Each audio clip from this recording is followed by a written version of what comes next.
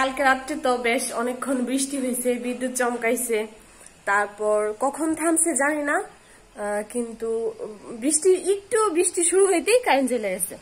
এদিকে এই এক সমস্যা, বৃষ্টি শুরু হওয়ার আগেই কারেন্ট যায়। তারপর কারেন্ট কখন আসছে এটাও আমি টের পাই নাই, আর হচ্ছে যে কখন বৃষ্টি থামছে তাও টের পাই নাই। তবে কালকে রাত্রে আমি ঘুমাইতেই পারতেছিলাম না, মানে অনেকক্ষণ সজাগ শুইছি, ঘুম হইতেছে না, ঘুম ধরতেছে না এরকম। তারপর হচ্ছে যে বৃষ্টি শুরু হয়ে গেছে, তারপর যে জানালার সাথে বেড, তো বৃষ্টির শব্দ মানে বৃষ্টির ফোঁটা এখানে লাগে, তারপর হচ্ছে যে বিদ্যুৎ চমকাইতেছে, মানে আমি এগুলো ভয় পাই আর কি। জানালার এগুলো পর্দা থাকলেও বোঝা যায় কিন্তু বিদ্যুৎ চমকাইলে, তো ভয়ে আরো ঘুমাইতে পারতেছিলাম না। পরে জানি কখন আমি ঘুমাই গেছি আর টের পাই নাই। তো সকালে উঠা আমি আগে তাড়াতাড়ি ভোরের দিকে আবার উঠছি, অল্প মনে হয় কালকে মনে হয় আমার 1.5-2 ঘন্টার মতো ঘুমই হয়েছে না কেন জানি, মানে ঘুম হয় নাই।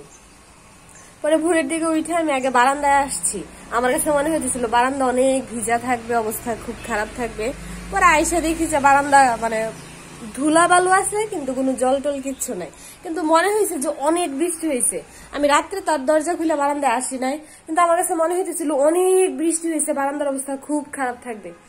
আমি পরে আইসা আর কিছু দেখি নাই, বারান্দা স্বাভাবিকই। তারপর আবার সকাল দিকে তো একটু রোদ উঠছিল, মনে হয়েছে সারাদিন রোদই যাবে। চা করছি, চা খেয়ে দিছি, আমি ভাবছি আমি আরো কিছু কাপড় ভিজাই দিছি, এখন তো দেখি রোদ নাই, মানে আবহাওয়া হচ্ছে একদম গ্লোমি, মনে হইতেছে যে আবার বৃষ্টি নামবে। কালকে ওরে হচ্ছে যে পেস্ট আর নারিকেল তেল আনতে বলছিলাম, এইগুলা এইভাবেই রাত্রে ডাইনিং টেবিলের উপরে যে রাখছি এইখানে এখনো আছে, বের করি নাই। মাথায় তেল দিব, আজকে অনেকদিন যাবত তেল দিই না, আমাদের বাসায় যখন গেছিলাম তার আগে তেল দিছিলাম, তো প্রায় 15 দিন হয়ে গেছে মাথায় তেল দিই নেই। আর এইটা হচ্ছে তেল আগেরটা একটু আছে আর কি, এটা দিয়ে আমার হবে না। আমি সব সময় এই তেলটাই দিই, মানে বেশিরভাগ আমি এই তেলটাই দিছি। পরে কালকে হচ্ছে ও এটা নিয়ে আসছে, ওই যে ছোট একটা কম্বো থাকে না সাথে, এক্সট্রা কেয়ার আর কি, এটা নিয়ে আসছে। এটাও আমি দিছি অনেক আগে, 1টা না 2টার মতো দিছি অনেক আগে, মানে বিয়ের অনেক আগে আর কি, অনেকদিন পর আবার এটা দিব। আর হচ্ছে যে পেস্ট নিয়ে আসছে মেডি প্লাস, আমাদের সবসময় মেডি প্লাস নিয়ে আসে। আমার হাজবেন্ড হচ্ছে মেডি প্লাস ছাড়া অন্য কোনো পেস্ট ইউজ করতে পারে না, মানে ও তার সমস্যা হয়ে যায়, মানে এই 2টা জিনিস তার একদম ফিক্সড লাগে, মেডি প্লাস পেস্ট আর হচ্ছে যে লাইফ বয় সাবান। এই 2টা ছাড়া সে অন্য কোনো সাবান বা পেস্ট ইউজ করলে তার প্রবলেম হয়। আমার আবার এরকম নাই, আমার একটা হইলেই হয়েছে। আর এই ইয়ার সাথে কি বলে নারিকেল তেল আর পেস্ট তো আমি যেভাবে নিয়ে এসছি এইভাবেই পলিতে করে ডাইনিং টেবিলের উপরই রাখা ছিল। আর সাথে হচ্ছে আমার জন্য আইসক্রিমও নিয়ে আসছিল রাত্রে, তো আইসক্রিম তো সাথে সাথে আমি ফ্রিজে রেখে দিছি, এই 2টা আর গুছাই নাই আর কি। আইসক্রিমটা পরে খাবো, এখন আমি চা খাইতেছি, এখন আইসক্রিমটা বের করে এখন আমার এটা খাইতে ইচ্ছা করছে, কিন্তু এখন খাবো না, ইচ্ছা হইলো যেহেতু চা খাইতেছি, আর ঠান্ডা আর গরম একসাথে খাবো না। আজকে তেল দিব, চুপ করে তেল দিব ইচ্ছা মতো, কিন্তু এটাতে তেল দিতে আমার সুবিধা লাগে। কারা কারা এটা ব্যবহার করেন কমেন্ট করে জানাবেন। ও আচ্ছা, আমার হচ্ছে যেটা বলার জন্য আর কি ভিডিওটা স্টার্ট করছিলাম, হচ্ছে যে কি বলে তারা, ওই যে আর্নিং হোল্ড ছিল না, ভুলে গেছি কি বলতে চাইতেছিলাম। আর্নিং যে হোল্ড ছিল ওইটা হচ্ছে আমার কালকেই লেখাটা সরছে, মানে এটা এখন আর এই লেখাটা দেখাইতেছে না। আর্নিং যে হোল্ড ছিল এইটা এখন আগের মতোই আর কি স্বাভাবিক দেখাইতেছে, এটা আর কি বলতে চাইতেছিলাম। দেখলাম কিছুক্ষণ আগে চেক করলাম, দেখি যে আগের মতোই স্বাভাবিক দেখাইতেছে, কিন্তু এই মাসে ডলারের অবস্থা এত খারাপ, মানে শেষমেশ মাস শেষে $100 থাকে কিনা সন্দেহ। $100 নাই, এখনই অলরেডি নাই, $87 আমার মাত্র এই মাসে। কক্সবাজার থেকে আসছি পরে, মানে কক্সবাজার যাওয়ার সময় তো আমি যাওয়ার আগেই তো আমি হাইয়েস্ট পেমেন্টটা পাইছিলাম, বলছিলাম না যে 54,000 টাকা পাইছি, আমার জীবনের সর্বোচ্চ ইনকাম $2,00,000। এরপর থেকে যে আমার ইনকাম কমা শুরু হইলো, কমতে প্রতি মাসে কমতে 2-3 পেমেন্ট পাইছি, 2-3টা পেমেন্ট পাইছি কক্সবাজার থেকে আসার পরে, মানে অনেক কম। এখন তো এই মাসে তো $100 কম, খুব বাজে অবস্থা। তো এটাই মনে হইতেছে যে বদনজর বা নজর এগুলা ইদানিং আমি এত ফিল করতেছি এগুলা না বলাই ভালো ছিল। আমি আর কখনোই, এখন যেহেতু এত কমে গেছে এর জন্য আর কি বলতেছি, আমি আর কখনোই বলবো না ভাই। আমি তো সহজ সরল মনে বলি এত পাইছি অত পাইছি। আমার কথা হচ্ছে যে আমি পাইছি এটাই, এই পেজ থেকে আর্ন করছি, এই পেজে বললে সমস্যা কি? আরো যে মেয়েগুলো কাজ করতেছে তারাও ইন্সপায়ার্ড হবে, এর জন্য আর কি বলতাম সহজ সরল মনে। এখন ভাই এরপর থেকে ভাই নজর লাগছে। অনেকেই আমারে বলছে যে এগুলো বইলো না, বললে মানুষের নজর লাগে, এগুলো বলতে হয় না, না বলাই ভালো। এটা দেয় কিভাবে? তেল কি পরে নাকি? না বলাই ভালো। এখন মনে হইতেছে যে আমার না বলাই উচিত ছিল, বলাটা ভুল হয়েছে। খুব বাজে অবস্থা।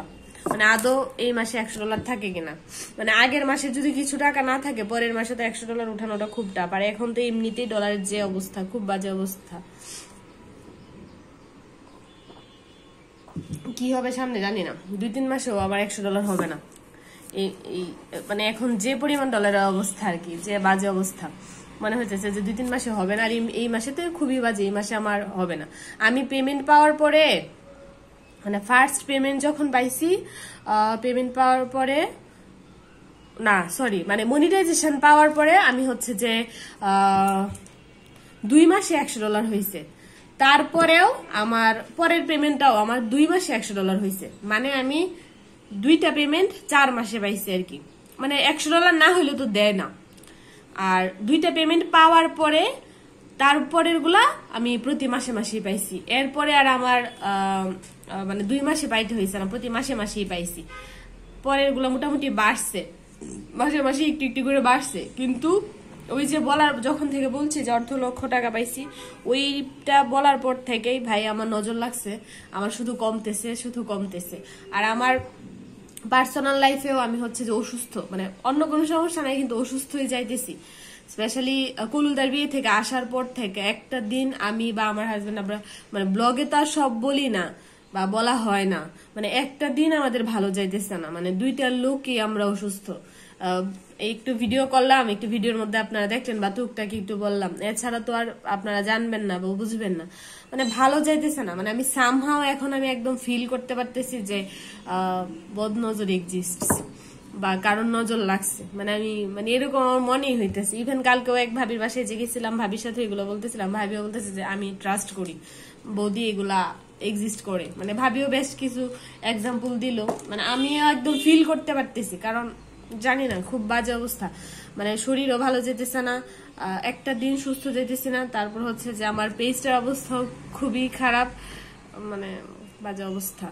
আমি আমার হাজবেন্ড দুইজনই অসুস্থ, ও একটা দিন ভালো যেতেছে না, আছে একটা না একটা কিছু আছে আর কি, মানে শারীরিক ভাবে আর কি, এমনি অন্য কোনো সমস্যা নাই।